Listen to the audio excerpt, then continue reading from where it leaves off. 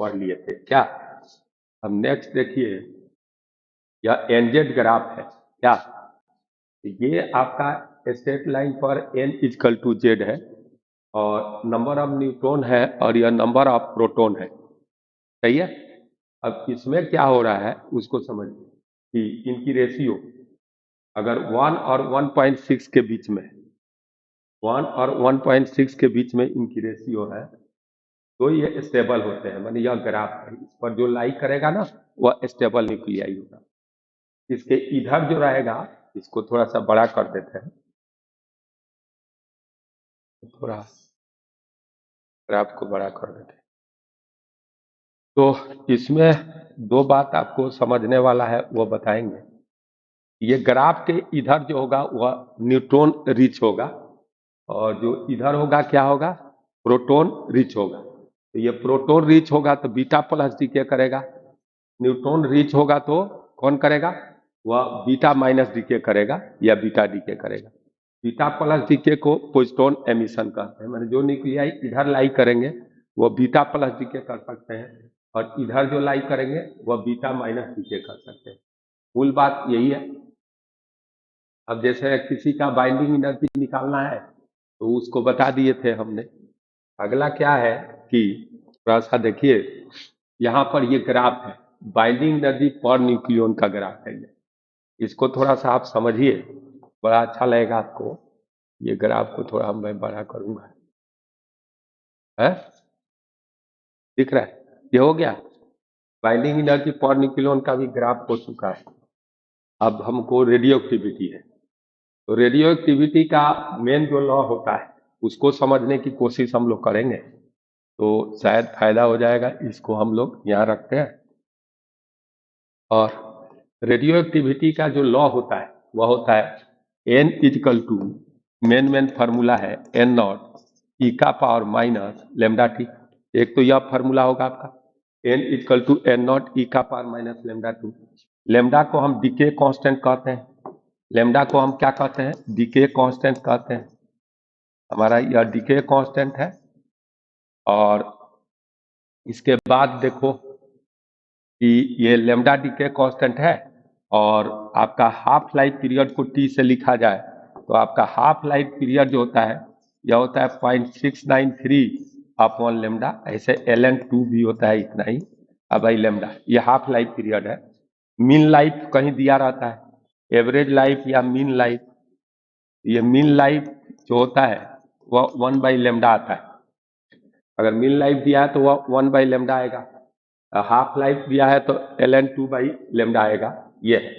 और ये दो चीज आपका इधर से हम लोग कर लिए। अब क्या है कि यह स्पॉन्टेनियस प्रोसेस है, यह आउटर चीज पर डिपेंड नहीं करता है। दूसरा क्या है कि इसमें आपका ये डीके जो होता है इसमें पहले तो हम लोग प्रोसेस को पढ़ लेते हैं, उसको देखते हैं। तो पहला प्रोसेस आपको समझ में आ गया। अब जो बात मैं करूंगा उसको थोड़ा समझिए कि ये नंबर ऑफ न्यूक्लियाई डीके का फॉर्मूला हो गया है। और एक और होता है, ये एन क्या है, तो एन जो है सैंपल है कोई, तो T0 पर इसमें n not number of nuclei थे और T टाइम के बाद उसमें नंबर ऑफ न्यूक्लियाई कितने हो गए n, तो यह होगा n नॉट इंटू हाफ का पावर T/T। टी जहाँ हाफ लाइफ पीरियड हो, half life period large number of nuclei रहेगा तो हाफ लाइफ पीरियड में हाफ हो जाते हैं न्यूक्लियाई। अब ये एन हो गया, ये प्रेजेंट न्यूक्लियाई का ये भी फॉर्मूला होता है। और ये डीके न्यूक्लियाई जैसे ए से अब बी बना और मान लो यहाँ अल्फा डीके हुआ तो ए से बी, तो इसका क्यू वैल्यू निकाल लेंगे। क्यू वैल्यू ऑफ रिएक्शन निकालने का तरीका होता है कि आप क्या करते हैं कि जो रिएक्टेंट का मास है उसमें प्रोडक्ट के मास को माइनस कर दीजिए और इंटू एमयू में निकाल कर 931.5 या 931 मेगा इलेक्ट्रॉन वोल्ट जो दिया है उससे मल्टीप्लाई कर दीजिए। तो ये क्यू वैल्यू एनर्जी रिलीज माना जाता है और यह एनर्जी रिलीज इसके अल्फा पार्टिकल के रूप में काइनेटिक एनर्जी के रूप में होगा। और ये न्यूक्लियस जो डॉटर निकला उसके एक्साइटेड न्यूक्लियर एक्साइटेशन इसमें होगा तो आपका एक्साइटेशन एनर्जी में भी कुछ एनर्जी जा सकता है। तो यहाँ पर अगर ए से बी बना तो T0 पर आपका यह n नॉट था मान लीजिए। अब यह ये अब T ये जीरो था, यह भी जीरो था। अब t इक्वल टू टी पर यह जो हो जाएगा n हो जाएगा, और ये जो होगा कितना होगा, n डैश होगा, यानी नंबर ऑफ न्यूक्लियाई जितना डीके कर गया, ये तो प्रेजेंट है, और कितना डीके कर गया n डैश, और n डैश अल्फा पार्टिकल भी निकलेगा उतना ही क्या। तो ये सब कैलकुलेट करने के लिए आपको n डैश कितना हो जाएगा, तो यह होगा n माइनस एन नॉट होगा, और ये होगा आपका n नॉट इंटू 1 माइनस ई का पावर माइनस लेमडा टी, ऐसा आ जाएगा फॉर्मूला।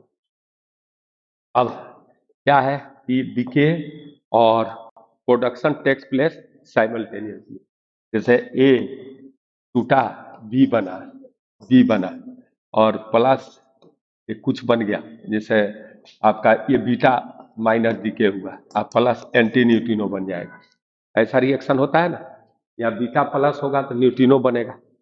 अब यह जो है जीरो था, ये भी जीरो था, ये भी जीरो था, ये भी जीरो था, लेकिन ये बनना शुरू कर गया क्यू न्यूक्लियाई अगर पर सेकेंड ये बन रहा है, क्यू न्यूक्लियाई पर सेकेंड बन रहा है, तो इतना ही से अब काम चल जाएगा।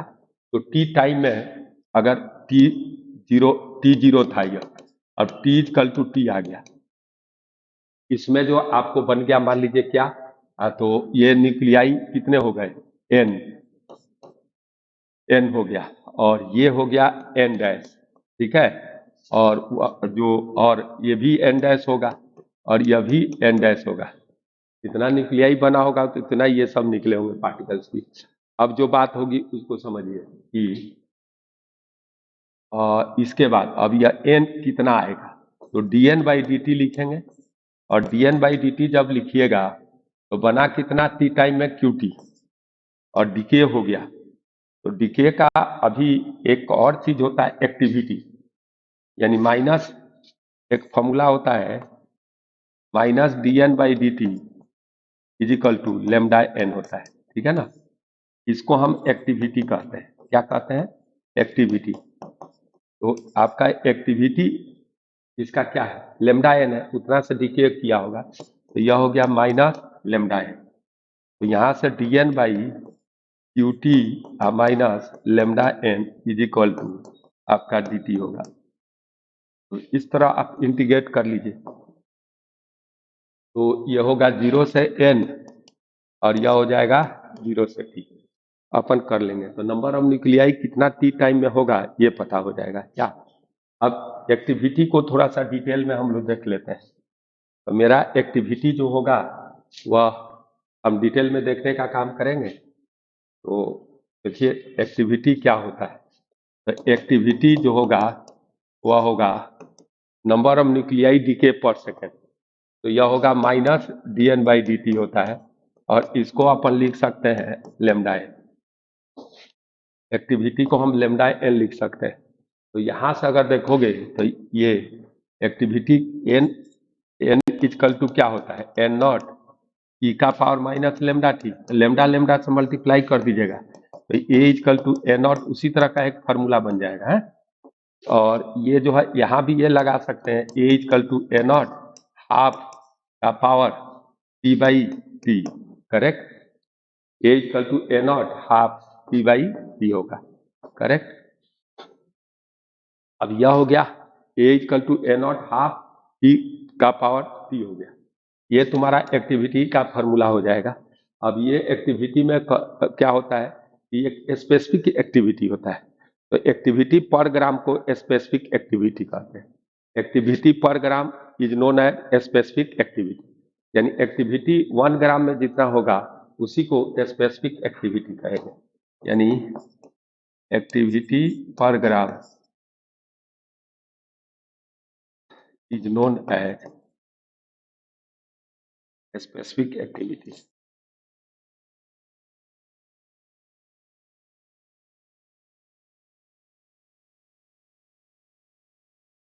एक्टिविटी पर ग्राम को हम स्पेसिफिक एक्टिविटी, जैसे आपको किसी चीज का एक्टिविटी पर स्पेसिफिक एक्टिविटी निकालना है, तो उसका मान लीजिए Na24 24 ग्राम में 6.022 इंटू 10⁻23 होगा, तो 1 ग्राम में निकाल लो और लेमडा एन कर दो, हो जाएगा। ये तुम्हारा आपका रेडियो एक्टिविटी था। अब इस रेडियो एक्टिविटी के बाद आपका जैसे डीके होता है। देखिए, जैसे आप देखेंगे तो बहुत तरह का आपको डीके आएगा। जैसे आपका फटाफट देख लीजिएगा इसको तो अच्छा रहेगा। जैसे रेडियो एक्टिव में जो रे निकलते हैं उसको रेडियो एक्टिव रेज कहा जाता है, और वह अल्फा होता है, बीटा होता है, बीटा प्लस यानी पॉजिट्रॉन, और गामा होता है, ऐसे होता है।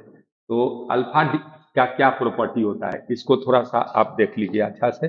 अल्फा पार्टिकल की प्रॉपर्टी तो बताया नहीं गया था ना, तो इसको थोड़ा हम लोग देख लेंगे। क्या अल्फा पार्टिकल अल्फा में हेवियर न्यूक्लियाई जिसका मास नंबर 210 से 210 210 से बड़ा होता है, उसके लिए ये अल्फा डीके करता है, और हेवियर न्यूक्लियाई जनरली करता है। ऐसे जब आपका फिशन रिएक्शन होता है तो U236 अगर ब्रेक करता है, U235 से रिएक्शन एन का कराया जाता है, तो अगर रिएक्शन फेल हो जाता है तो वहां भी अल्फा डीके हो सकता है।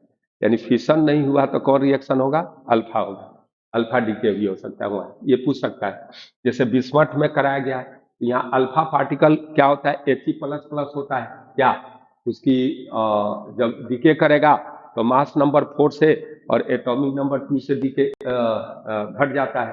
क्या और उसमें आपका ये सारी चीजें है। अब उसमें जो है क्यू वैल्यू आप निकालेंगे, तो मेन क्या है कि सबका क्यू वैल्यू जानना जरूरी है। क्या तो क्यू वैल्यू हम फटाफट लिख देते हैं। अल्फा डीके का क्यू वैल्यू क्या होगा? तो देखिए, अल्फा अगर डीके का क्यू वैल्यू लिखेंगे तो क्यू वैल्यू अल्फा डीके का होता है आपका, जैसे कोई रिएक्शन है एक्स, डॉटर बना वाई और अल्फा डीके किया, तो क्यू वैल्यू इसका होगा, इसका एटॉमिक मास में लिख रहे हैं तो M X minus M Y और इंटू माइनस, और ये minus M H E helium का एटॉमिक मास है, इंटू कर देना 931 मेगा इलेक्ट्रॉन वोल्ट जो दिया रहेगा, 930 931 इतना, ये सब एमयू में रहेंगे, क्यू वैल्यू हो जाएगा। अब देखो इसके बाद आपका क्या है, क्यू वैल्यू जब रिएक्शन का निकल जाएगा तो बीटा का, बीटा, अब ये क्या होता है, अल्फा क्या होता है? तो अल्फा में दो तीन प्रॉपर्टी बता दिए। ये फ्लैश ऑफ लाइट पैदा करता है, यानी सिंटिलेशन पैदा करता है। फ्लोरेसेंट मटेरियल लाइक कौन? फ्लोरेसेंट मटेरियल कौन है? बेरियम प्लेटिनो साइनाइड पर अगर यह स्ट्राइक करेगा तो फ्लैश ऑफ लाइट पैदा करेगा, जिसको सिंटिलेशन कहते हैं। इसकी आयनाइजेशन पावर ज्यादा होती है, इसकी पेनेट्रेटिंग पावर सबसे कम होती है, और ये सारी प्रॉपर्टी है इसके। पेनेट्रेटिंग पावर कम होता है, ये चार्ज पार्टिकल है, इस पर +2e का चार्ज होता है, इसीलिए ये जो है आपका एक और इम्पोर्टेंट इसकी प्रॉपर्टी आ जाएगी कि ये जब 2e चार्ज है तो ये इलेक्ट्रिक फील्ड और मैग्नेटिक फील्ड में डिफ्लेक्ट करेगा।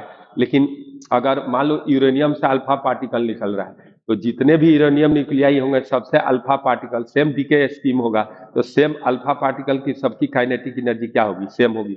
यहाँ न्यूक्लियस रिकॉइल भी करता है, जैसे बंदूक से गोली हम छोड़ते हैं तो बंदूक यानी गन रिकॉइल करता है, उसी प्रकार ये भी रिकॉइल करता है। बीटा पार्टिकल है, ये जो है इलेक्ट्रॉन का स्ट्रीम है, और यह निगेटिवली चार्ज होता है, ये भी इलेक्ट्रिक फील्ड मैग्नेटिक फील्ड में क्या होता है? डिफ्लेक्ट होता है। सुन लो ठीक से, और वह जो है इलेक्ट्रिक फील्ड और मैग्नेटिक फील्ड में डिफ्लेक्ट होता है। और ये जो है आपको मैं बता रहा हूँ कि दूसरा इंपॉर्टेंट पॉइंट क्या है, कि ये इसमें लो सिंटिलेशन होता है, और इसकी पेनेट्रेटिंग पावर जो है अल्फा से ज़्यादा होता है, गामा से कम होता है, और इसकी आयनाइजेशन पावर अल्फा से कम होता है और गामा से ज़्यादा होता है। तो आप देखो बीटा का तो प्रॉपर्टी जान गए, अब बीटा डीके जो करता है उसका रिएक्शन क्या होता है? तो एक्स जब बनेगा वाई, यह क्या है? तो ए जेड मास नंबर है, और यह हो जाएगा ए, तो ज्यों का त्यों रहेगा, जेड एक न्यूट्रॉन प्रोटॉन में बदल जाता है। यहाँ एक क्या होता है, यह न्यूट्रॉन ब्रेक करता है तो एक मास नंबर बढ़ जाएगा, ये एटॉमिक नंबर, मास नंबर ज्यों का त्यों रहेगा। प्लस क्या होता है आपका, यहाँ पर एक ई और प्लस एंटी न्यूट्रिनो होता है, यह रिएक्शन होता है, ठीक है ना। तो जिसमें मास नंबर का बराबर होता है उसमें अब देखो यहाँ एटॉमिक नंबर 1 से बढ़ जाता है, तो न्यूक्लियॉन्स की संख्या भी कंजर्व कर देना चाहिए दोनों तरफ चेक करने के लिए। दूसरा क्या होता है आपका, इसका क्यू वैल्यू आप रिएक्शन का होता है, एटॉमिक मास ले रहे हैं M X minus M Y और इंटू 931 मेगा इलेक्ट्रॉन वोल्ट, ये होता है। ये तो आपका क्यू वैल्यू आ गया। अब क्यू वैल्यू रिएक्शन के बाद देखो क्या होने वाला है, तो इसके बाद आपका बीटा प्लस डीके क्या होता है। बीटा प्लस डीके क्या होता है। तो ये बीटा प्लस डीके में आपको मैं बताना चाहता हूँ कि ये जो है बीटा प्लस जब डीके को आप देखिएगा तो 2-3 पॉइंट आपको नजर आएगा। पहला क्या है कि बीटा प्लस डीके में क्या करना है। तो बीटा प्लस डीके में आपको ये इलेक्ट्रॉन पॉजिट्रॉन होता है, इलेक्ट्रॉन जैसा ही होता है, इस पर पॉजिटिव चार्ज होता है इससे, ठीक है ना। और ये भी वही प्रॉपर्टी रखेगा जो बीटा रखेगा।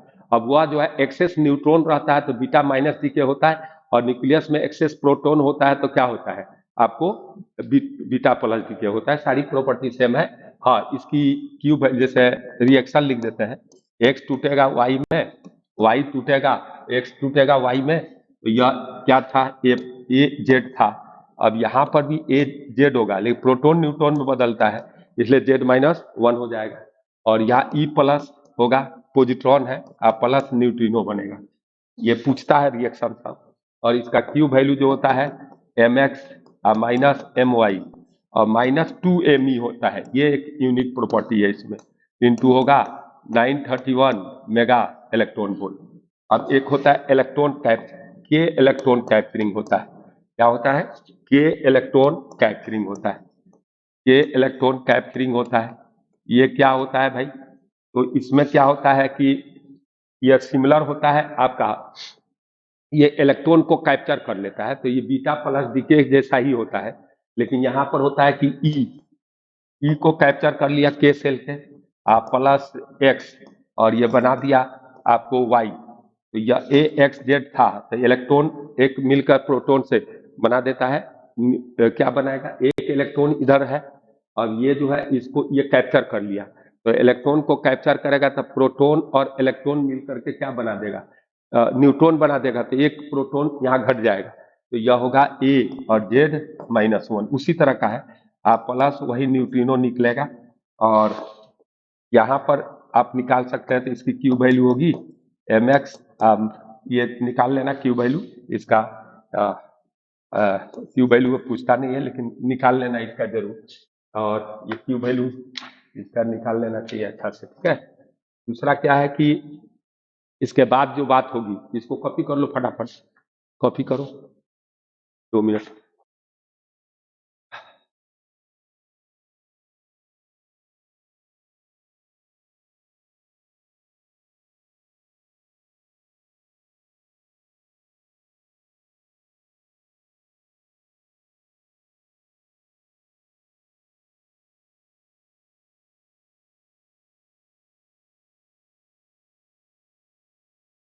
ठीक है, ये तो आ गया ना आपका। अब इसका एक क्यू वैल्यू देख लो फटाफट, इसका भी अब इतना का लिख लिया हम लोग, तो उसका क्यों क्यू वैल्यू छोड़ा जाए ना, तो उसका भी मैं लिखा देता हूँ आराम से। एक मिनट रुक जाइए। इसका जो है क्यू वैल्यू जो होता है आपको M X minus M Y होता है, ठीक है ना। ये क्यू वैल्यू इसका जो है आपका M X minus M Y into 931 mega electron volt. ये चेक कर लेना, 930 किसी किताब कभी दे देगा, उसमें दिया रहेगा जो डाटा वही लेना, ठीक है।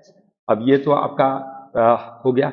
इसमें बीटा डीके में हम रिक्वायलिंग को इग्नोर करते हैं, इसलिए हम मोमेंटम कंजर्व नहीं करते हैं। अल्फा पार्टिकल में इग्नोर नहीं करते हैं। अब देखिए इसके बाद ये खत्म, ये है। अब नेक्स्ट चीज जो चलेगा आप देखो क्या चलेगा। क्या अगला चीज? ये तो हो गया, सारा डीके दिया हुआ है। अब देखिए आपका इलेक्ट्रॉन कैप्चरिंग भी हो गया, और ये जो है गामा एक डीके होता है। तो न्यूक्लियस जैसे एक्साइटेड न्यूक्लियाई, जैसे आपका न्यूक्लियस का स्ट्रक्चर एक एनर्जी स्टेट में पीपीएनएन होता है, पीपीएनएन होता है। अगर यहाँ पी है और यहाँ एन है और यहाँ भी एन है, तो यहाँ पी है, तो पी को यहाँ रहना चाहिए, तो यहाँ जब लौट कर आएगा तो एक गामा डीके होगा। इससे मास नंबर एटॉमिक नंबर नहीं बदलता, सिर्फ न्यूक्लियस की एनर्जी क्या हो जाती है? रिड्यूस हो जाती है। और गामा फोटोन है, फोटोन की सब प्रॉपर्टी होगी, इसकी पेनेट्रेटिंग पावर सबसे ज्यादा होता है, इसकी वेवलेंथ कितने फर्मी लेवल के होते हैं, 10 टू माने 10 to the power -15 के रेंज का होता है। और ये हाईएस्ट पेनेट्रेटिंग पावर रखता है, ये बहुत मोटे मोटे स्टील को क्रॉस कर जाता है। गामा रे जो होता है बहुत डेंजरस रे है, और ये जो है इसकी आयनाइजेशन पावर बहुत कम होती है और पेनेट्रेटिंग पावर सबसे ज्यादा होती है, इसकी एक खासियत है। इसके बाद अगर देखा जाए तो आगे की बात अपन करते हैं, तो आगे ये सारी चीजें हो ही गई। अब हम न्यूक्लियस के बारे में स्टडी करेंगे। क्या हमारा रेडियो एक्टिविटी हो गया?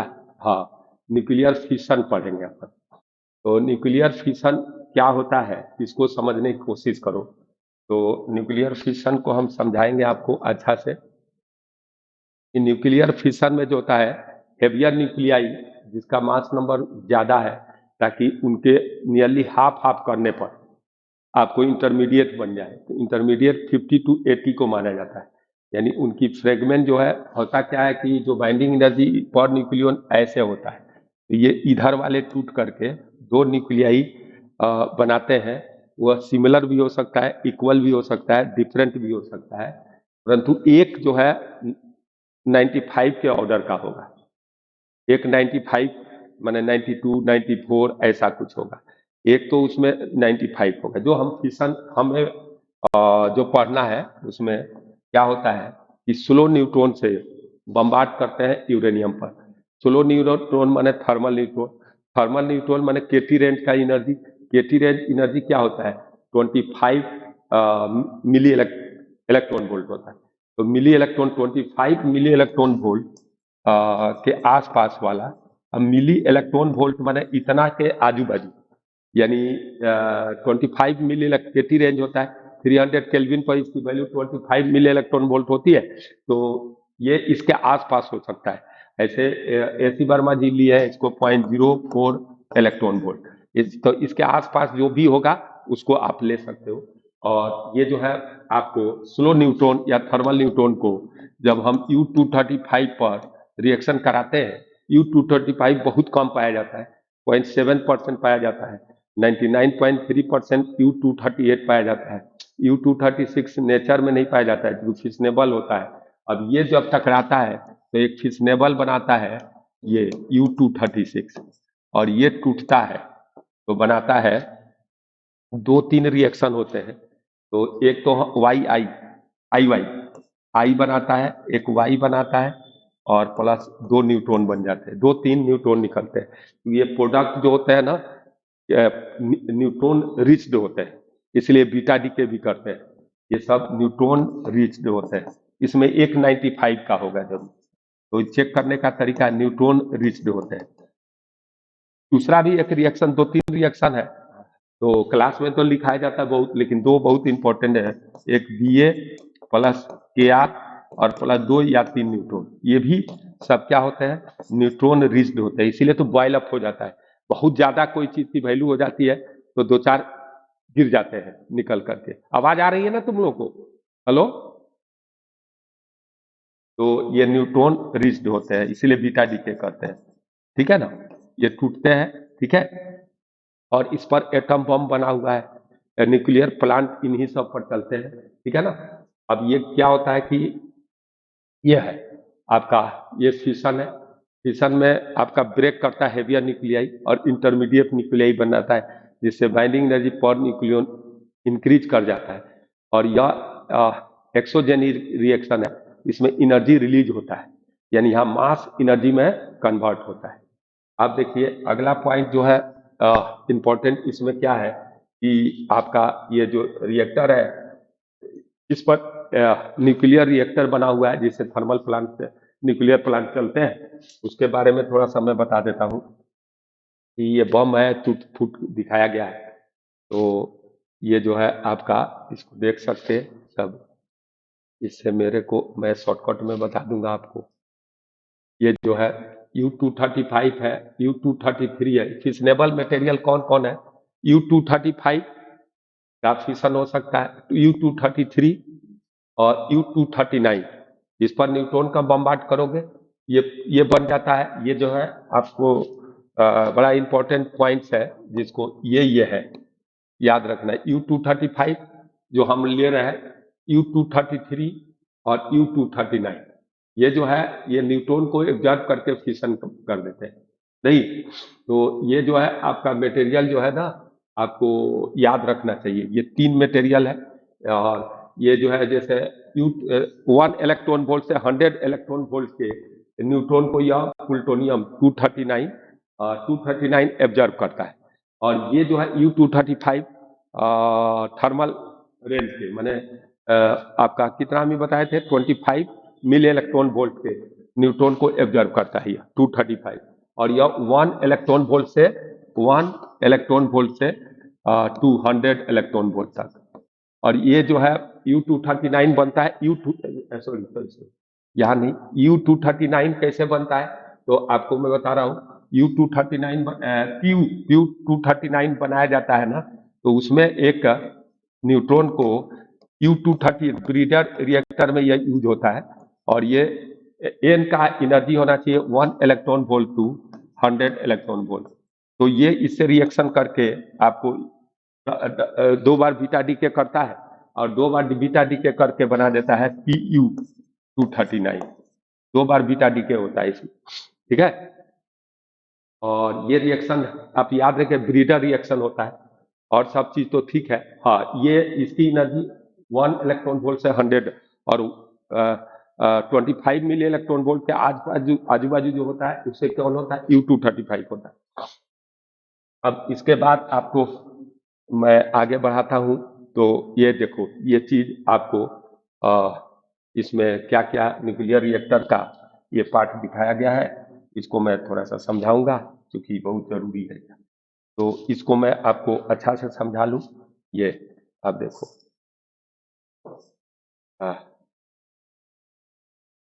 ये फिगर पर ध्यान दीजिए। तो ये जो है ना, या इसको सिस्टम को हम ये न्यूक्लियर रिएक्टर कहते हैं। इसके अंदर मॉडरेटर के रूप में हेवी वाटर का यूज होता है और ये पैक्ड होता है। और इसके आजू बाजू ये जो है मॉडरेटर के रूप में ग्रेफाइट भी यूज हो जाता है। जो मैंने मास न्यूट्रॉन को एनर्जी ट्रांसफर करना रहता है, तो न्यूट्रॉन के आजू बाजू वाला ज्यादा एनर्जी को ट्रांसफर करेगा, इसीलिए। लेकिन न्यूट्रॉन को खा मत जाए, बहुत सा एब्जॉर्ब कर लेता है। जैसे कैडमियम एनर्जी को न्यूट्रॉन को एब्जॉर्ब कर लेता है। तो ये मॉडरेटर से न्यूट्रॉन टकराते हैं और वह टकरा करके अपनी एनर्जी को स्लो डाउन करते हैं। और वह न्यूट्रॉन जब निकलता है तो उसके पास अच्छा खासा एनर्जी होती है। और वह न्यूट्रॉन के पास जो एनर्जी होती है 2 मेगा इलेक्ट्रॉन वोल्ट के आसपास होता है। तो वो 2 मेगा, जैसे जो भी न्यूक्लियर फिशन होता है तो उसमें कैसे कैसे एनर्जी जाता है, 2 पार्ट बन रहे हैं बेरियम क्रिप्टन, उनमें मैक्सिमम एनर्जी जाता है लगभग 200 मेगा इलेक्ट्रॉन वोल्ट। उसके बाद आपका क्या होता है कि आपको कुछ एनर्जी न्यूट्रॉन लेकर जाता है, वह कितना एनर्जी होता है ये भी आपको ध्यान रखना है। वह लगभग आपका 2 mega electron 1 to 2 mega electron volt का एनर्जी न्यूट्रॉन लेकर जाता है। एक न्यूट्रॉन ले जाता है लगभग 2 मेगा इलेक्ट्रॉन वोल्ट की एनर्जी। और उसके बाद क्या होता है, एक्स्ट्रा एनर्जी मिलता है बीटा डीके से, क्योंकि बीटा डीके होगा, क्योंकि ये जो नया प्रोडक्ट बनते हैं वो बीटा डीके करते हैं, इसीलिए ये रेडियो एक्टिव होते हैं। इनरिच्ड है तो बीटा डीके भी करते हैं इनका प्रोडक्ट। तो इससे 3 सोर्स ऑफ एनर्जी होता है। और बीटा डीके से लगभग 15 to 20 volt mega electron volt की एनर्जी मिलती है। ये सब चीजें याद है मेरे को, जैसे वैसे ही हम बता रहे हैं। तो ये इसमें क्या होता है कि एक न्यूक्लियर रिएक्टर लिया गया है, ठीक है ना। इसमें अपन क्या करते हैं कि मॉडरेटर क्या करते हैं कि इसमें अच्छा अच्छा डायमेंशन बना बना करके और यूरेनियम का ब्लॉक सेट कर देते हैं जो इनरिच्ड होता है आपको U-235 से। अब इनरिच कितना भी करोगे तो वह 0.7% तक ले हो पाता है, 0.345 ऐसे होता है परसेंट ही इनरिच हो सकता है। तो उसमें हम उसके बाद क्या करते हैं, उसमें मॉडरेटर के रूप में हैवी वाटर का इस्तेमाल कर देते हैं। हैवी वाटर से क्या होता है कि न्यूट्रॉन टकराता है तो वो अपना एनर्जी ट्रांसफर कर देता है। तो वो न्यूट्रॉन जब निकलता है तो उसके पास एनर्जी है 2 मेगा इलेक्ट्रॉन वोल्ट को, और उसको स्लो डाउन होना रहता है। इसलिए वो स्लो डाउन होने के लिए क्या करना पड़ता है कि उसको टकराना पड़ता है किससे, मॉडरेटर से। और तब स्लो डाउन होकर के उनकी एनर्जी जब 0.04 इलेक्ट्रॉन वोल्ट के बराबर हो जाती है तो अदर रिएक्शन करा देते हैं। तो ये है मॉडरेटर का काम। उसमें कंट्रोलिंग रॉड्स रहते हैं, जैसे ड्रिल करके ये जो है ना, ये रॉड्स लगाए जाते हैं, जैसे ये दिखाए गए हैं रॉड्स, ये कैडमियम के बने होते हैं।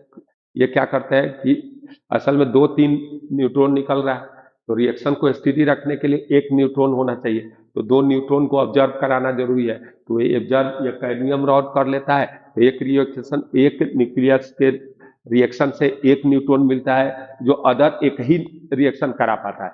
ज्यादा कराएगा तो वह बम टाइप का काम करेगा, वो चेन रिएक्शन हो जाएगा, इसीलिए इसको कंट्रोलिंग रॉड के रूप में इस्तेमाल करते हैं। इसके बाद अपन क्या करते हैं, चारों तरफ से पैक कर देते हैं, और इससे होकर के हम वाटर पास कराते हैं या लिक्विड सोडियम पास कराते हैं कूलेंट के रूप में। तो इससे जब हो करके कूलेंट के रूप में वाटर पास कराइएगा, तो वह क्या करेगा, हाई प्रेशर पर वाटर का बॉइलिंग पॉइंट बहुत ज्यादा हो जाता है, तो वह ज्यादा एनर्जी लेता है, तो लगभग 300 डिग्री सेंटीग्रेड, लगभग 300 डिग्री सेंटीग्रेड पर यह बॉयल करता है वाटर, जिससे चूंकि प्रेशर हाई हो जाता है, तो उस वाटर गर्म हो जाता है, उस गर्म पानी को गुजारते हैं टरबाइन से, और वह जो है क्या होता है कि गर्म पानी को गुजारते हैं तो वह स्टीम में कन्वर्ट हो जाता है, तो वह स्टीम को हम टरबाइन से पास कराते हैं, तो टरबाइन ऐसे रहता है पंखा की तरह, तो नाचने लगता है। उसके बाद फिर उस पानी को कूल कर करके, स्टीम के बाद कूल करके रिसाइकल कर लेते हैं, ऐसे ही यह प्रोसेस चलते रहता है, इसको हम फ्यूजन कहते हैं।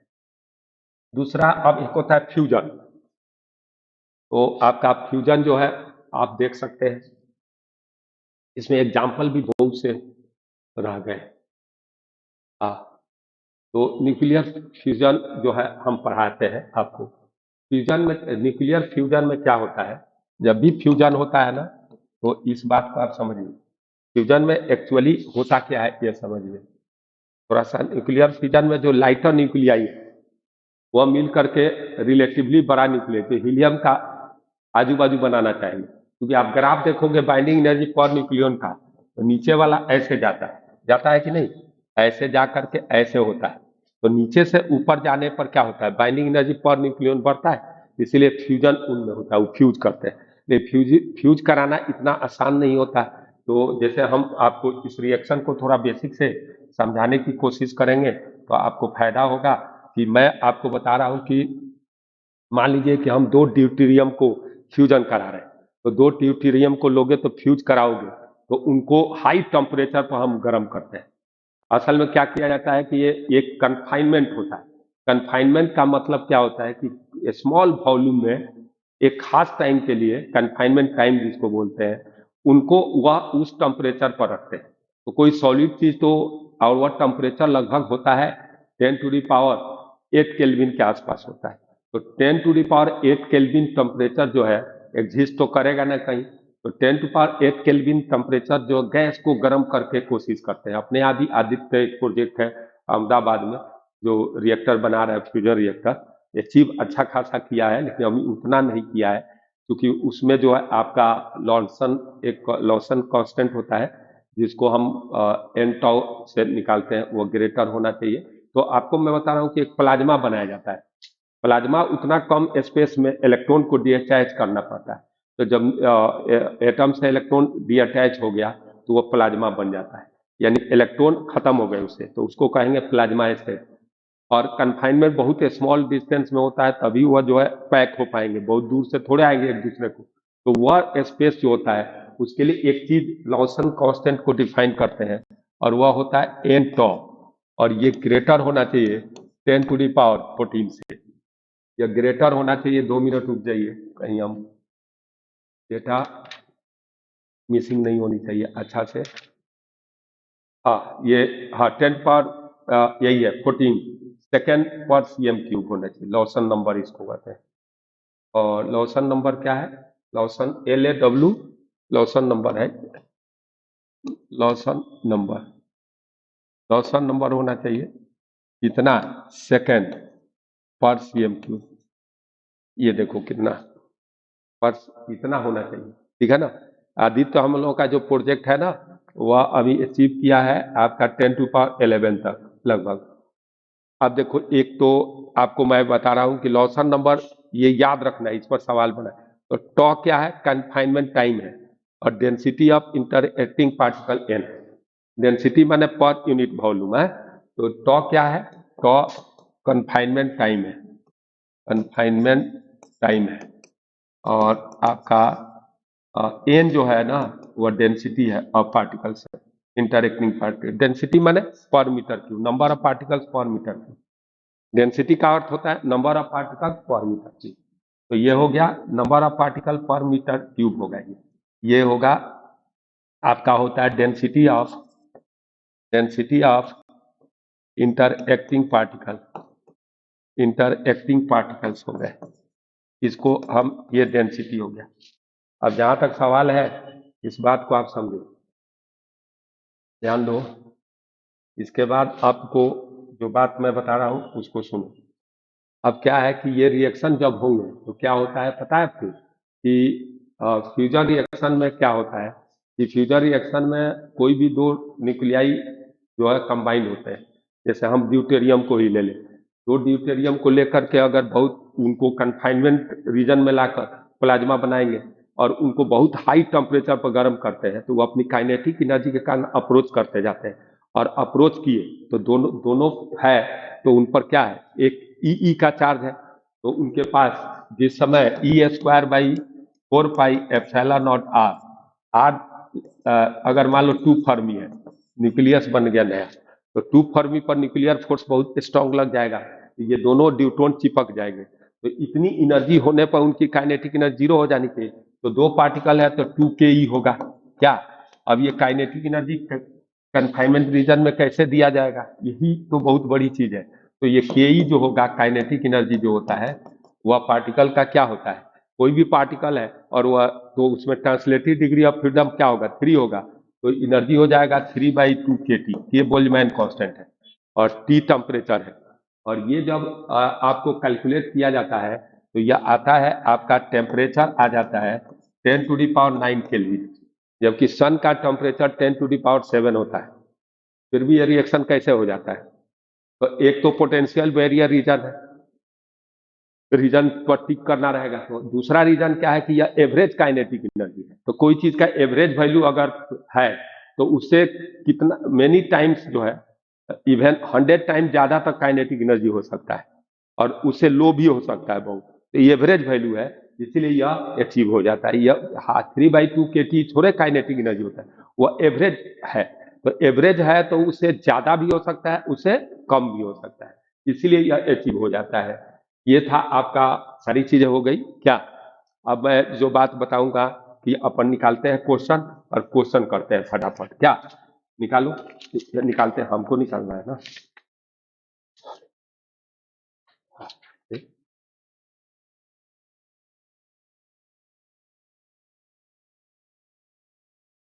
चलिए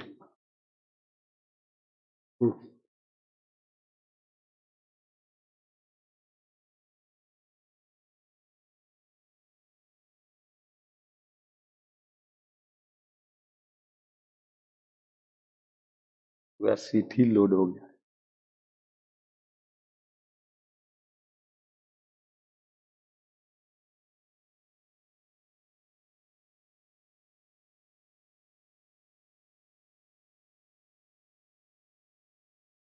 हाँ चलिए, जैसे फटाफट पहला देखिए, पढ़ो।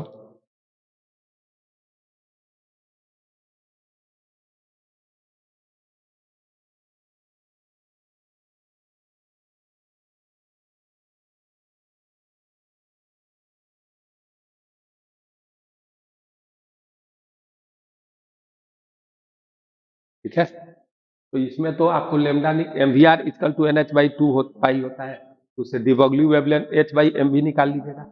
और लेमडा जो है आपको, एक तो ये डिबॉगली वेवलेंथ हो गया और दूसरा क्या कह रहा है भाई, electron ground state of hydrogen atom electronic orbit है, while that for electron in third excited state is इतना है। ये क्या है, रेडियस है। The ratio of de Broglie wavelength of electron in ground state to that in excited state. तो वह दोनों जगह हम क्या निकाल लेंगे, अपना वेलोसिटी मोमेंटम निकाल, MVR equal to NH/2 pi लगा दीजिए, दोनों जगह रेडियस रेशियो आ जाएगा, इन्वर्सली प्रोपोर्शनल आ जाएगा। लेमडा है ना H/mv, तो आपका mvr इक्वल टू NH पाई से mv का वैल्यू रख दो, आ जाएगा करेक्ट, फॉर्मूला वही लगेगा। एक यहाँ है कि कहता है कि which of the following resistivity temperature curve is most suitable to be use wire bound standard. ये इसको ध्यान रखो, एक नई चीज ही पूछा है, ये जो है wire bound standard. Wire bound standard क्या होता है? तो वायर बाउंड स्टैंडर्ड में जो होता है ना, उसकी वह जो होता है कि आपको एक आपको क्वाइल बंधा हुआ रहता है, और वह जो है इसका टेम्परेचर के साथ वेरिएशन बहुत कम होता है, नियरली एकदम नहीं होता है। थोड़ा सा फ्लक्चुएशन ऑफ टेम्परेचर होगा तो उससे रेजिस्टेंस का वेरिएशन नहीं होता है, तो ये इसकी सबसे बड़ी खासियत है। और जैसे यह कॉन्स्टेंटन का मैंगानीन और नाइक्रोम लाइक ये जो होते हैं मटेरियल से बने होते हैं, और इसीलिए इसका वेरिएशन नाम मात्र का होता है फ्लक्चुएशन, इसीलिए ए ग्राफ हो जाएगा स्ट्रेट लाइन, थोड़ा सा फ्लक्चुएशन से दिया है तो। अब इसकी जो है resistivity independent of temperature for wire bound resistance, material होता है एलॉय होता है इसका, और यह एलॉय किसका होता है पता है? जिसकी हाई रेसिस्टिविटी हो और लो टेम्परेचर कोफिशिएंट होना चाहिए इसका, हाई रेसिस्टिविटी। और इसको कैसे बनाया जाता है? तो ये नाइक्रोम इसका एग्जाम्पल है, manganese, constantan, nichrome, construction winding thin wire, ठीक है ना। एक बॉबिन के अंदर एक थिन वायर को हम लोग क्या कर देते हैं, वाउंड कर देते हैं, तो उसी से बनता है।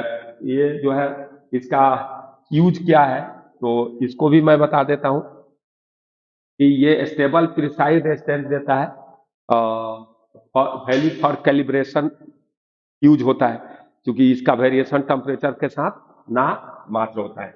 अब देखिए अगला क्वेश्चन देखिए, साइंटिफिक इंस्ट्रूमेंट में क्रूशियल फीचर है, यह रेजिस्टेंस बहुत अच्छा है, क्योंकि इसका रेजिस्टेंस ऑलमोस्ट मेटल में फ्लक्चुएट करता है, इसमें नहीं करता है, इसीलिए इसका इंपॉर्टेंट है। अब अगला क्वेश्चन 3 देखिए, क्वेश्चन नंबर 3,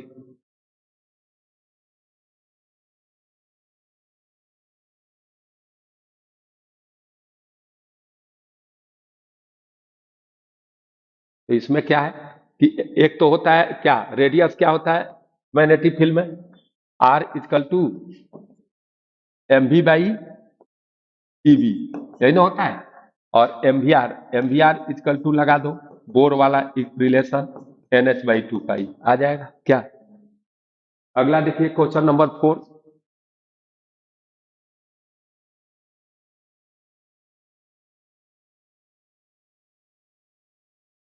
तो इजी है, ये तो AC/λ equal to 5 plus half mv max square कर लेंगे, और दूसरा केस में AC/λ/2 हो जाएगा, 5 दोनों में क्या हो जाएगा, सेम हो जाएगा, सही है।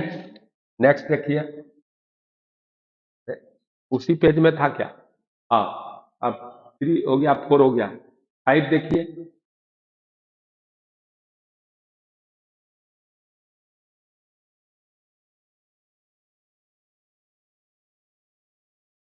देखिए तो ठीक है ना। तो इसका डिब्रोगली वेवलेंथ निकाल लीजिए, अगर एंगस्ट्रॉन ऑर्डर का होगा तो एक्सरे होगा, फर्मी ऑर्डर का होगा तो गामा रे होगा, ऐसे देख लेना। तो इसका 10⁻⁻10 आ रहा है तो एक्सरे होगा क्या, और नैनोमीटर ऑर्डर का होगा, जैसे 400 से 700 के बीच में, अल्ट्रा वायलेट उससे नीचे, ऐसे देख ले, रेंज याद रहना चाहिए, इंपॉर्टेंट चीज है, वह जो होता है ना स्पेक्ट्रम रेंज, वह थोड़ा सा ध्यान रखना चाहिए।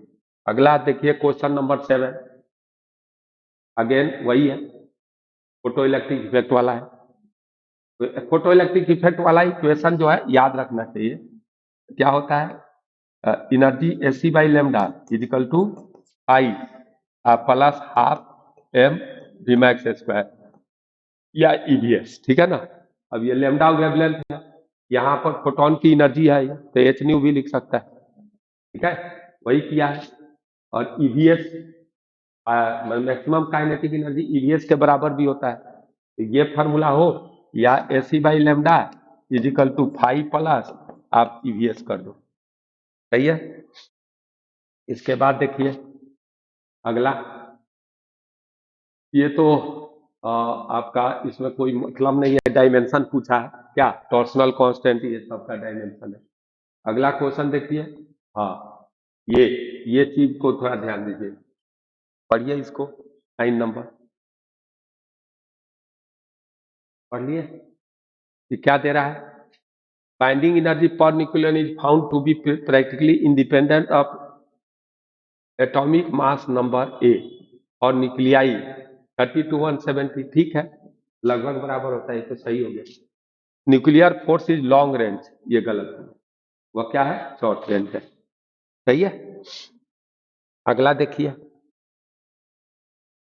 कि ड्यूरिंग द ट्रांजिशन ऑफ, ये पढ़िए,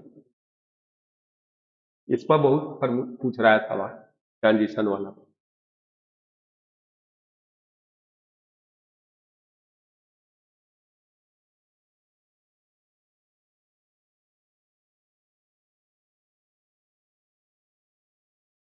ठीक है, इसका तो फॉर्मूला आपको जानते हैं, AC बाई लेमडा करना है? किससे और AC बाई लेमडा 2, यही नहीं एनर्जी निकलता है। ये किससे किस में कूद रहा है पहले बोलो? C से A to C, तो यह होगा EA माइनस EC, और इसमें किस में कूद रहा है? B to C, B से EB माइनस EC। तो ये दिया हुआ है वेवलेंथ, इसको नैनोमीटर में बदल लेना है। AC 1240 होता है, 1240, सही है। और तीसरा किस, ये आंसर निकालना है, किससे किस में कूद रहा है? A to B, तो यह EA माइनस EB कर लेगा, हो जाएगा। अगला देखो 11।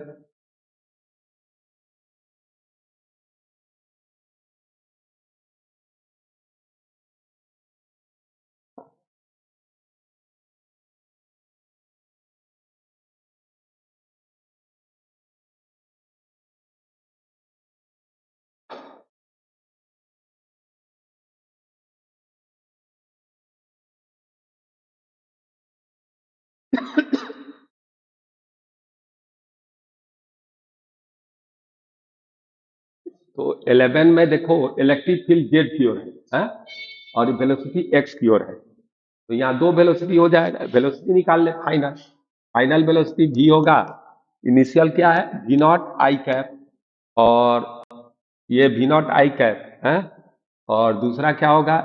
और इलेक्ट्रॉन है, माइनस माइनस प्लस हो जाएगा, ई बाई एम इंटू टी के कैप। ठीक है, तो ये मैग्नीट्यूड निकाल लेगा वेलोसिटी का, और लेमडा हो जाएगा h by M B, velocity का मोड कर दे, है हो जाएगा ना, h बाई एम बी हो जाएगा। इसके बाद देख लीजिए अगला, in photo electric effect the stopping potential versus frequency graph. Frequency क्या होता है? एच न्यू इक्वल टू होगा 5 प्लस EVS। तो ये कौन पहले इसको पोटेंशियल, स्टॉपिंग पोटेंशियल VS हो जाएगा, बोलो H new upon E minus 5 upon E। ठीक है ना, तो यहां से यह ग्राफ क्या होगा? स्ट्रेट लाइन आएगा। अब देखो ऐसे ऐसे stopping potential, slope of V not, ये सब चीज तो ऐसे आ रहा है आपको, है? दूसरा क्या है? कर लेगा ये सब, है? फॉर्मूला लगा देना है सिर्फ, क्या? हाँ, ये value of electric charge of electron is not required to determine the value of V naught. तो ये value of electric charge of electron जरूरी है नहीं, EVS आता है ना उसमें, तो ये गलत लिखा है। वर्क फंक्स कौन, ये ये जो है ई कितना है? D तो गलत दिया है ना, देख लेना। यह ऐसे वर्क फंक्शन ई देखो, estimated without knowing the value of H. High तो वो मटेरियल की प्रॉपर्टी होती है, उससे क्या लेना चाहिए? ठीक है ना, और थ्रेशोल्ड फ्रीक्वेंसी से अपन कैलकुलेट। अब देखिए ये सब चीज आ जाएगा आपको। नेक्स्ट देखिए क्या है, तो ये सब देखो इक्वेशन, बेसिक इक्वेशन पर सवाल पूछा जा रहा है। हाँ, ये है कि the ratio of power of a light source S1 to that of light source S2 is 2। दोनों का सोर्स का दिया हुआ है? तो ये P1 by P2 is equal to क्या दिया है? 2 दिया हुआ है। S1 एमिट इतना फोटोन पर सेकेंड है? तो वेवलेंथ दिया है, तो S1 हो गया, फोटोन कितना है 2 इंटू 10⁻15, और एनर्जी हो जाएगा Ac/λ1। टोटल एनर्जी पर सेकंड निकल गया ना, बोलो है? और भाई दूसरा जो है, तो नंबर ऑफ फोटोन दूसरा का निकालना है, तो N2 इंटू Ac/λ2 कर दीजिए, और टोटल इजकल टू 2 आ जाएगा है? अगला देखिए, choose the correct nuclear process from the below option. इसमें से आपको बताना है कौन करेक्ट ऑप्शन है। तो देखो, न्यूट्रॉन टूटता है तो प्रोटॉन बनाता है, और यहां पर ये हाँ, बीटा पार्टिकल निकलता है N2 न्यूट्रॉन से, ये तो सही एकदम एक्ट। अब ये गलत क्यों है? तो न्यूट्रॉन प्रोटॉन E-V है, तो ये गलत, न्यूट्रॉन प्रोटॉन न्यूट्रिनो निकल रहा है, एंटी न्यूट्रिनो निकलना चाहिए, ठीक है ना? अब यहाँ पर देखो पोजिट्रॉन निकाल दिया, गलत कर दिया। देखो सही समझ में आ गया ना? अगला देखिए क्वेश्चन, प्रोटॉन, ये पढ़िए 15। डी ब्रॉगली पर बहुत पूछा है, तो उस पर थोड़ा रिवीजन कर लेना चाहिए।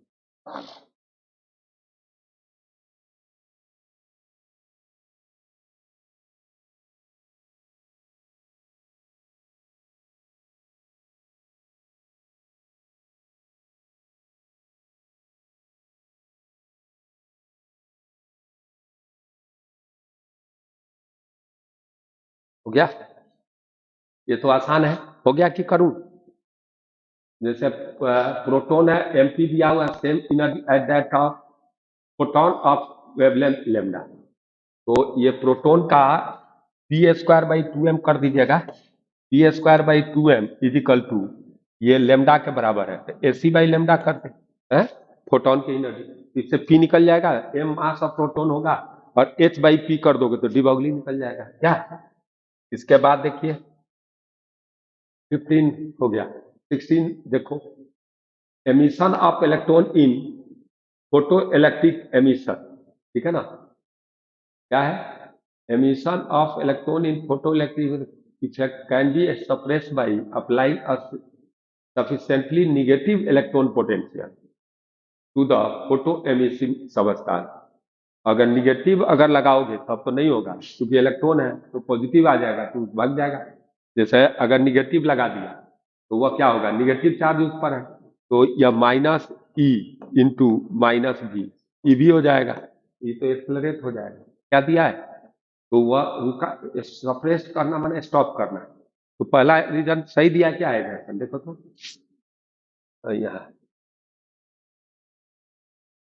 डी है, डी क्या है? Both A and R true but R is not correct, ऐसा ही। देखो, emission of electron in photo electric effect can be suppress by applying sufficiently negative electron potential to the photo emissive substance। चलो देखते हैं, जैसे यही substance है, इसका पोटेंशियल मान लो बाहर का पोटेंशियल 0 है, और इसकी पोटेंशियल -10 वोल्ट है, चल ऐसे सोचते हैं, तो इससे इलेक्ट्रॉन निकलेगा, तो ये इलेक्ट्रिक फील्ड इस पर ये किधर हो जाएगा, हाई से लो की होता है? यही ना लो पोटेंशियल हो गया, तो ये इलेक्ट्रिक फील्ड इधर होगा, तो इलेक्ट्रॉन जो है निकलेगा वो किधर जाएगा बोलो, है? ये ये जो है -10 वोल्ट है ना, तो ये इलेक्ट्रॉन यहाँ से जो एमिट हुआ, तो वह इलेक्ट्रॉन को किधर जाना चाहिए? देखो इलेक्ट्रिक फील्ड किधर होता है, हाई से लो, तो इलेक्ट्रॉन पर तो फोर्स बाहर लग जाएगा, है? तो ये लो से हाई क्यों जाएगा? तो photo effect can be suppress by applying sufficiently negative electron potential to the photo emissive substance. Suppress मैंने रोकना कि दूर करना होता है, सप्रेस करना बोल रहा है ना, emission of electron in photo electric effect can B, एक मिनट रुक जाओ, और ये भी ट्रू दिया है और ये भी true, but not correct explanation. इसमें थोड़ा सा फिर से समझते हैं अपना, ये आंसर कौन दिया है ये इसका, डी, डी दिया है आंसर इसका, है? डी क्या है? Both A and R R true but R, अच्छा दूसरा स्टेटमेंट देखते हैं। A negative electric potential which stops the emission of electrons from the surface of a photoelectric substance Harry, वो तो कारण ही नहीं है, तो पहला एक बार और इसको अच्छा से करते हैं अपन कि emission of electrons in photoelectric effect can B, photoelectric effect can be suppressed by applying a sufficiently negative electron potential to the photoemissive substance. Electron potential to the photoemissive substance. चलो हम बनाते हैं, यही सबस्टांस है, इस पर हमने negative potential लगा दिया, ठीक है, और यहाँ का पोटेंशियल मान लो 0 है। अपन देखते हैं ना वो जो रिएक्शन होता था तो यहाँ से निकलता था, इस पर लाइट पड़ता था तो यहाँ से इलेक्ट्रॉन निकला, अब इसका हम निगेटिव कर दिए पोटेंशियल और इसका पोटेंशियल मान लो 0 कर दिए या पॉजिटिव कर दिए 0, तो ये निगेटिव है और ये 0 है, तो ये हाई पोटेंशियल से लो पोटेंशियल की ओर इलेक्ट्रिक फील्ड होता है, ये भी सही कह रहे हैं। तो ये इलेक्ट्रिक फील्ड इधर हो गया, तो ये इसके अपोजिट में ई फोर्स लगेगा इलेक्ट्रॉन पर, तो ये तो आगे बढ़ जाएंगे और आगे बढ़ेंगे तो इसमें सप्रेस देखिए तो क्या होता है, सप्रेस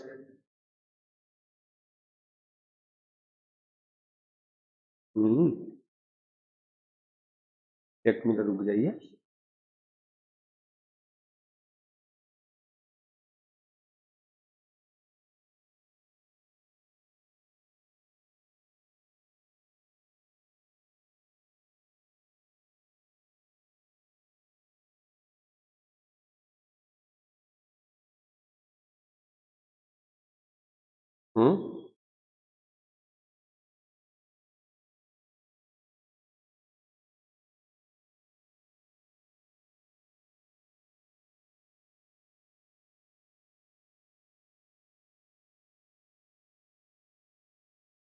रोकना होता है, सही तो हम लोग जान रहे हैं,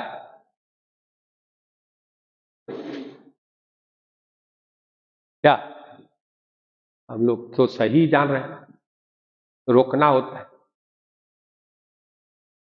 और emission of electron in photoelectric effect can be suppressed by applying a sufficiently negative electric potential to the photo emitting substance।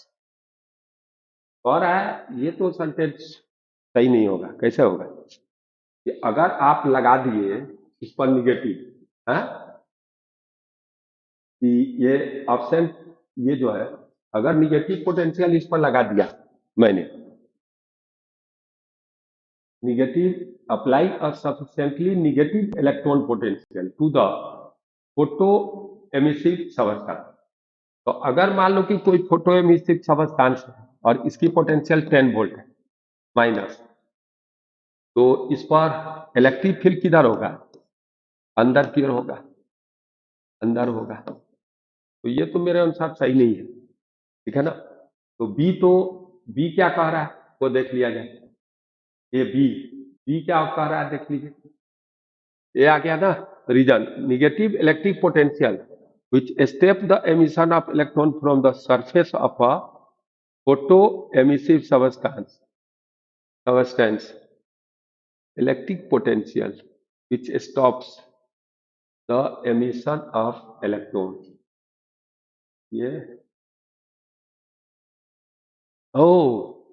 stopping which stops a negative electric potential which stops the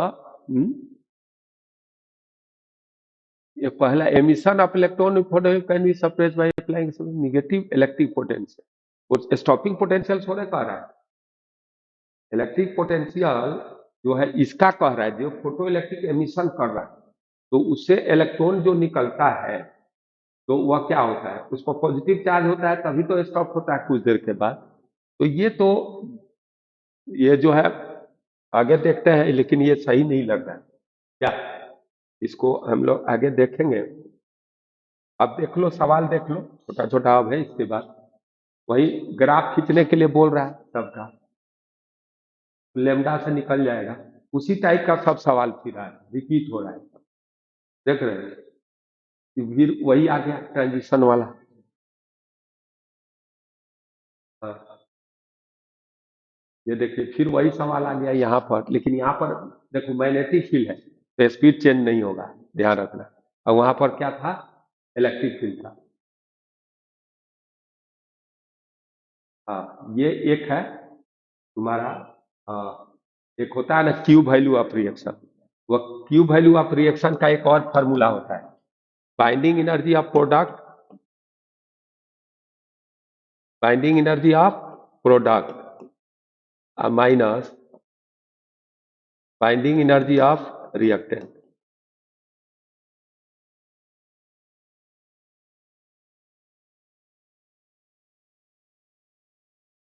binding energy of product minus binding energy of reactant. ठीक है, ये है ये सवाल में देखो, ये जो है इसका दिया है, इस पर सवाल कर सकता है। अब कह रहा है energy release when two neutron fuse to form a helium nucleus. तो हम ही बताए थे फ्यूजन रिएक्शन, ये सही है, एनर्जी रिलीज होता है। तो वही सोल्व भी किया है। पॉजिटिव आएगा तो एनर्जी रिलीज होगा, और निगेटिव आएगा तो एब्जॉर्ब होगा। सही है। तो यहाँ पर एक है रेडिएशन प्रेशर निकालने के लिए। तो रेडिएशन प्रेशर रिफ्लेक्ट कर रहा है सर, परफेक्टली रिफ्लेक्टिंग है, तो 2p/c 2i/c हो जाएगा प्रेशर। ये तो इजी है। अब इसमें आपको यहाँ पर एक सवाल अच्छा 26 कर रहा है, ये उसको देखिए। ये 26 में जो है, ये कौन कौन रिएक्शन क्या है, तो ये केमिकल रिएक्शन है या न्यूक्लियर रिएक्शन है, फिशन है, और यहाँ पर देखो फ्यूजन भी एक रिएक्शन है। तो फ्यूजन, इसमें एक निगेटिव एनर्जी वाला फ्यूजन होगा और एक पॉजिटिव एनर्जी वाला फ्यूजन होगा। तो भाई इसमें तो दो तो हम लोगों को पकड़ में आ रहा है, तीसरा निकालने की जरूरत पड़ेगी क्या। तो यहाँ पर अगर बात करो तो ये हाइड्रोजन ट्रिटियम हो रहा है और ये बना रहा है, तो ये तो पॉजिटिव एनर्जी वाला लग रहा है। तो इसमें एक फ्यूजन होगा, उसमें क्यू वैल्यू निकालना पड़ेगा, और जिसकी क्यू वैल्यू क्या होगी, निगेटिव। तो वह उस फ्यूजन वाला में कंफ्यूजन है देखो। तो यहाँ पर अपन को ऑप्शन दिया होगा, उससे हम लोग चेक कर लेंगे आराम से क्या, नहीं तो क्यू वैल्यू निकालना पड़ सकता है इसका। अब देखो हो गया, और ये वर्क फंक्शन वही कह रहा है। ठीक है, सेम हर टाइप का सवाल हम लोग चेक कर लिए नहीं। अब ये जो है, हाँ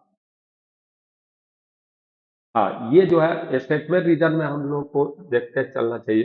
पहला रीजन क्या है, बोलो। The formulation of Bohr model does not include repulsive force of between electron. सही है, एक ही को इलेक्ट्रॉन होता है। दूसरा, ये तो कौन था जी, पहला स्टेटमेंट था कि दूसरा, दूसरा था, पहला कहाँ उड़ गया, यहाँ है। हाँ है, the Bohr model is applicable for hydrogen and hydrogen like atoms. हाँ सही है, दोनों है, सही है। तो करेक्ट एक्सप्लेनेशन भी है। आप देखो, an electron hydrogen initially in fourth fourth excited state माने एन N5, तो हो जाएगा। अगेन ये वाला सवाल कल हम लोग कर रहे थे, वही है। ठीक है ना, मिरर वाला आ रहा है ना, ये देख रहे हो, बहुत लंबा पूछ दिया है इसने। और ये जो है एक सवाल है, हम दिखा देते हैं, तू लोग कर लेना बैठ करके, इजी इजी है।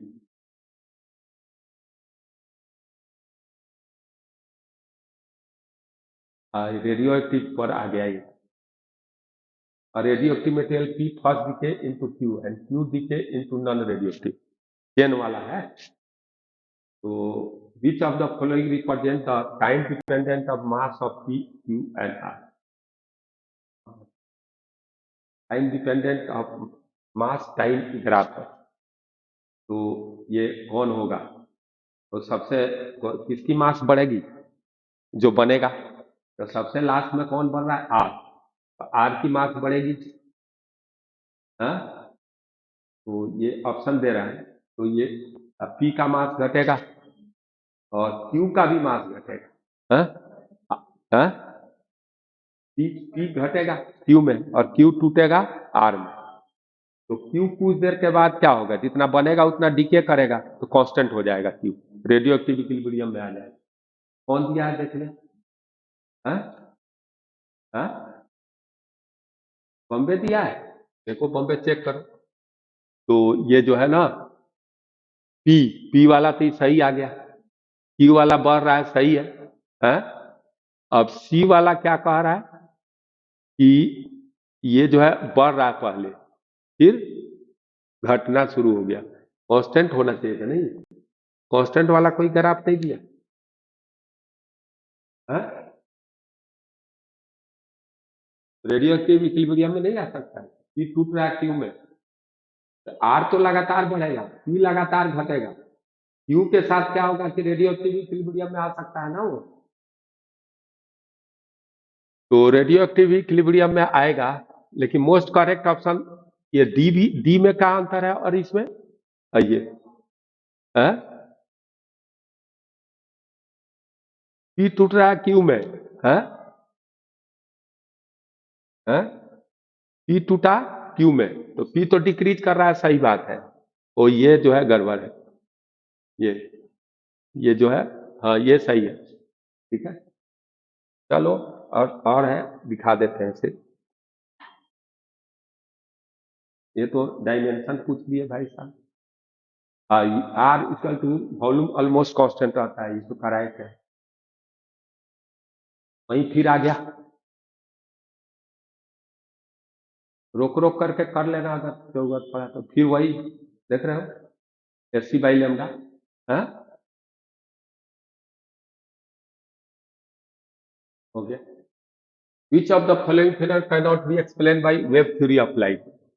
Reflection, diffraction, refraction, Compton effect. Compton effect वो पार्टिकल नेचर पर होता है, पढ़ाए थे हम ही शुरू में।